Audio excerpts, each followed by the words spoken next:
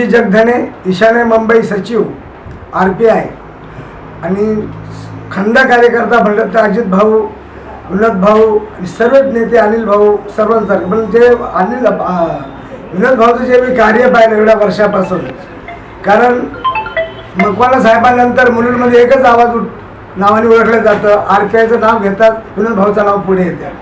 विनोद भाऊ अशी व्यक्तिमत्व आहे की तळागाळामध्ये जाऊन कुठल्याही समाजाला अन्याय अत्याचार झाल्यानंतर पहिले धावून जाणारे, तो कुठल्या समाजाचा आहे, कोणत्या पक्षाचा आहे, त्यांना त्याची काही घेणं नाही. फक्त तो माणूस आहे, त्याला कशी मदत होईल, त्याला कितीपर्यंत मदत करायची त्याची एक निष्ठेने धावणारे विनोद भाऊ जाधव. कोविडमध्ये सुद्धा जयंतीला नाकार दिल्यामुळे तरीसुद्धा त्यांनी जयंती भर रस्त्यामध्ये करून दाखवली आणि दरवर्षी ऐतिहासिक अशी जयंती साजरी करतात. पुरं महाराष्ट्रामध्ये, पुरं भारतामध्ये त्यांचं नाव आहे. आंबेडकरीचं नाव काढतात, मुलुंडचं नाव आल्याबरोबर विनोद भाऊ जाधवचं नाव पहिलं येतं. एवढं सांगून 2 शब्दामध्ये पूर्ण करतो.